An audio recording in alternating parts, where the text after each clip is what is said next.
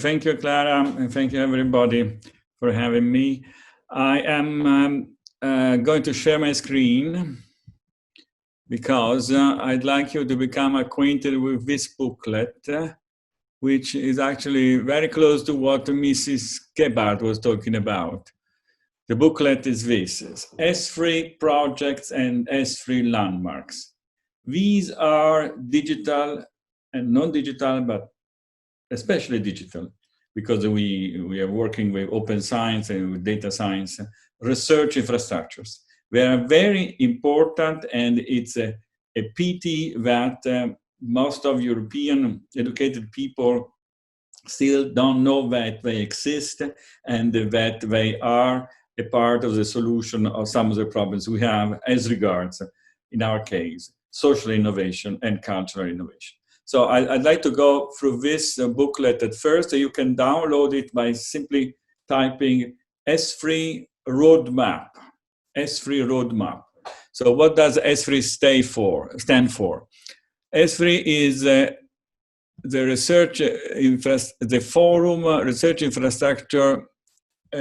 European Strategic Forum for Research Infrastructures. Now, what are research infrastructures? They are facilities, resources, services which have been validated. Let's say European research communities have proposed projects for getting a research infrastructure started, but this endeavor has been validated step by step. So what we have is the best we can have.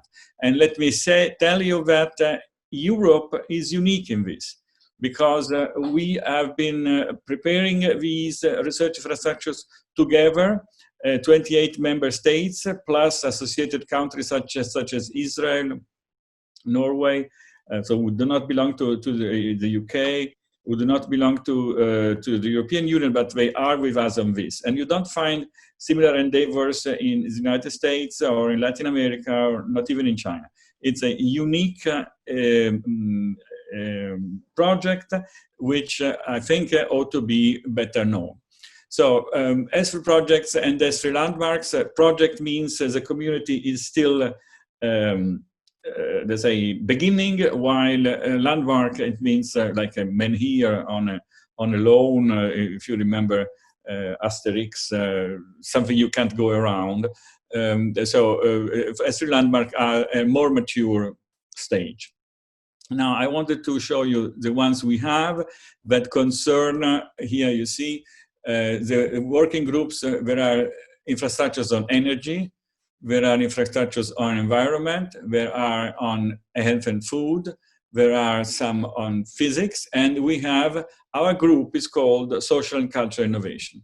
And here the starting infrastructures are research infrastructure on heritage science, which is something that Italy started, and the research infrastructure on the Holocaust. These are very interesting, but I'm not going to talk about them. I am talking about CLARIN. This is what I want to talk about. Let me come to this here. It's one of the landmarks. So again, you see research infrastructures for energy, for environment, health, physics, data. We have process, which is high-performing computer. And here you have currently 5 research infrastructure for social and cultural innovation. Perhaps if I read the names, it rings a bell. So we have, sorry, I come to the group. It's really a fascinating booklet. I'd love you to come and read it, because it has, so CESDA is an invention of Alberto Martinotti. Alberto Martinotti was a famous sociologist in Bicocca lately, and he was the one with very pioneer spirit that started CESDA, Consortium of European Social Sciences Data Archives, in the 90s. So it's the very first. So imagine you have you pull together all town hall records of all Europe, and on the basis of this you start doing science data archives, exactly. The second one, this I'm going to talk about, is CLARIN, Common Language Resources and Technology Infrastructure. And then, sorry, I present them all and then go back to CLARIN. DARIAH, I mean, I've been talking about DARIAH at Clara's meetings a number of times, so I will skip DARIAH this time. And I'm going to talk about CLARIN this year, and I think I will talk about the new infrastructure, which is not in the roadmap, because the roadmap, the booklet I'm showing you is 2018, which is called OPERAS. It is an open science publishing the social science and humanities. It's a very interesting infrastructure, which is setting off right now. But I have spoken about DARIAH, and then we have the social survey. This is also a European social survey. This is also an infrastructure that was started by Alberto Martinotti. It's a very interesting one. It continues asking cohorts of people what they think about the current stand of things in Europe. And then we have the last one about social innovation, which is SHARE. SHARE is about the aging population, which is also a great point. Now let me come back to CLARIN. Now CLARIN is about language. And now let me start with my PowerPoint, which is here. Yes. Is it big enough?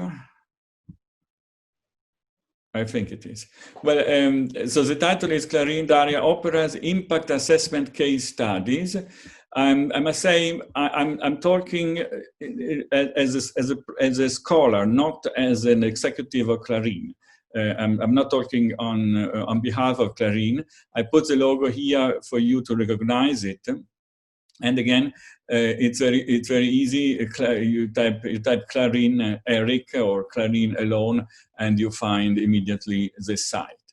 What does CLARIN do? Sorry, I tried to put presentation.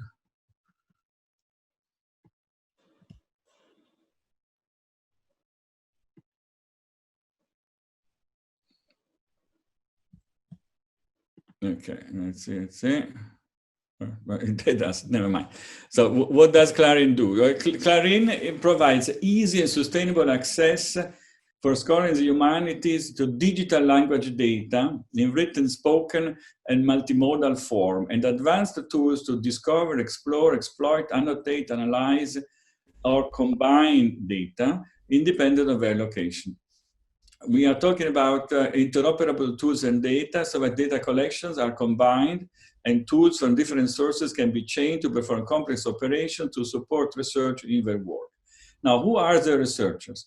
Well, it's a really beautiful thing. They have built a networked federation of language data repositories, which can be accessed with a single sign-on access for all members. Actually, if you log into CLARIN and you want to retrieve some data, you simply have to use the credentials you use for your institutional email. This is beautiful. You don't have to have a CLARIN password or to be registered. You simply get in, like the Library of Europe. How can we use CLARIN? I mean, I've been using CLARIN because I am involved in the new edition of Kant's works. I'm using CLARIN every day because I'm working on aligned corpora Kant and German. I'm using CLARIN because I am working in history of concepts, so these are my personal interests, but I'm sure each of you can figure out some needs that can be accessed by CLARIN. And who are the users of CLARIN?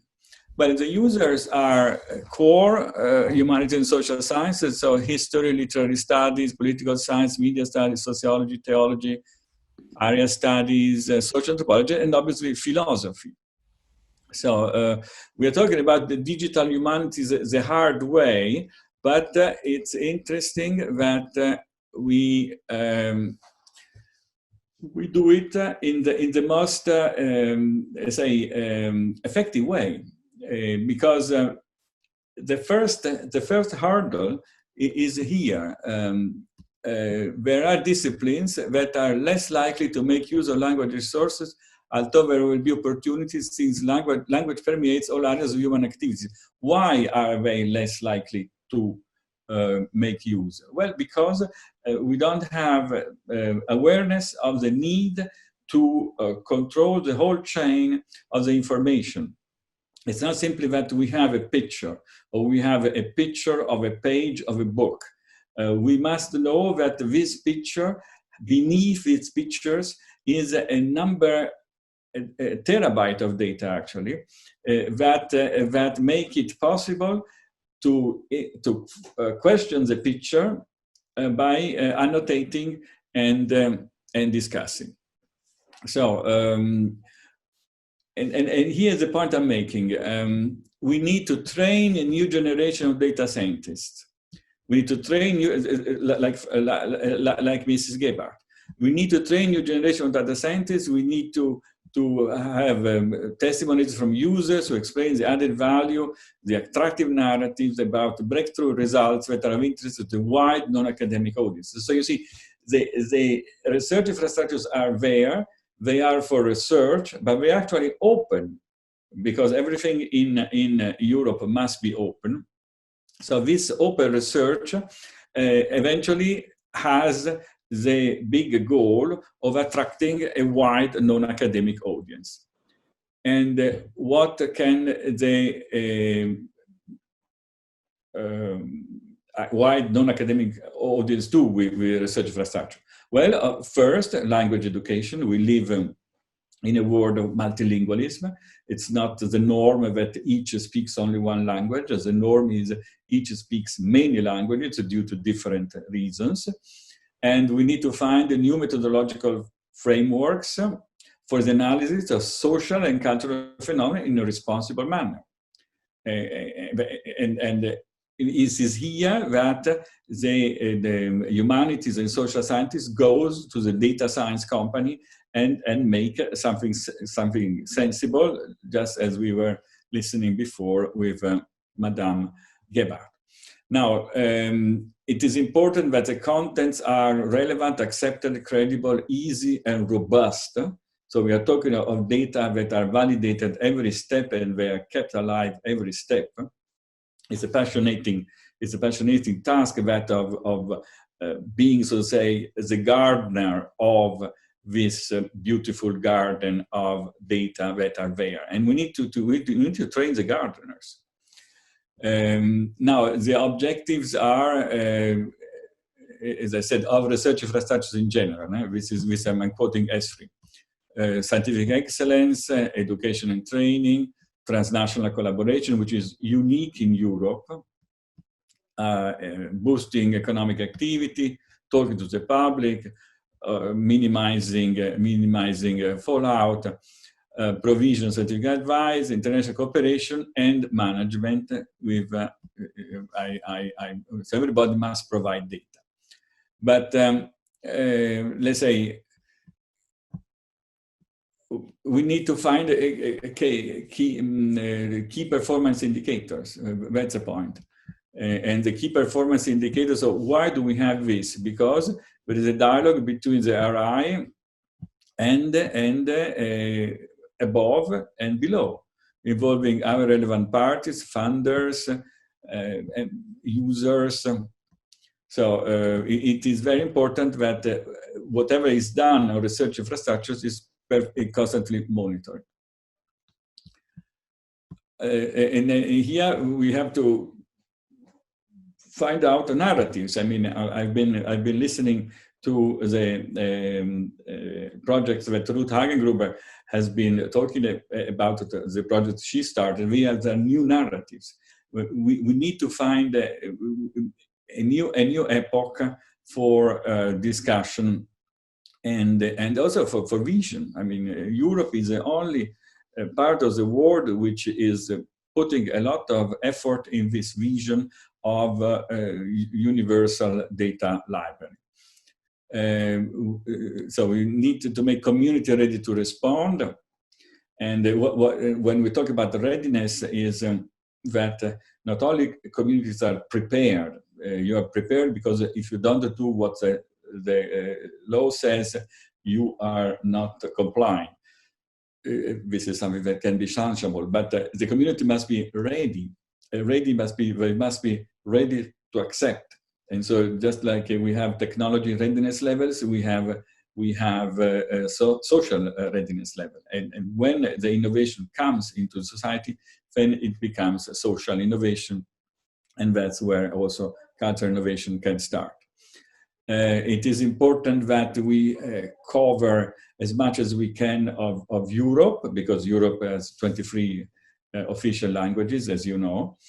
But it is also important that what we offer in Europe has a global impact, because we are working together. And I'm thinking especially of China. This is a point in which actually Europe can teach China something in data science.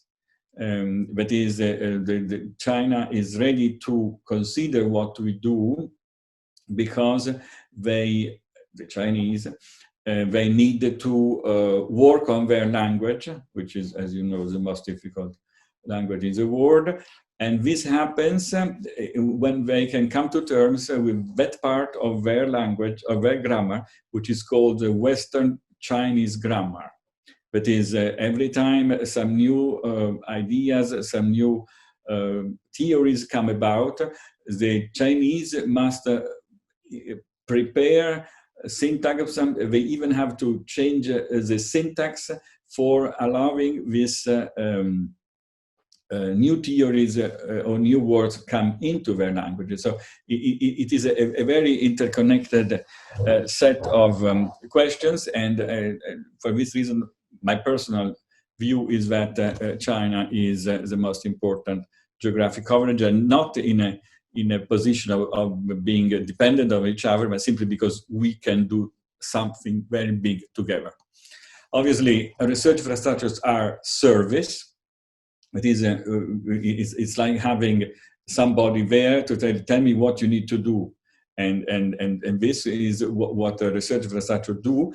We have now this EOSC, European Open Science Cloud, which is again a very big opportunity. So as we were saying, it was the digital research infrastructure of Frau Gebhardt.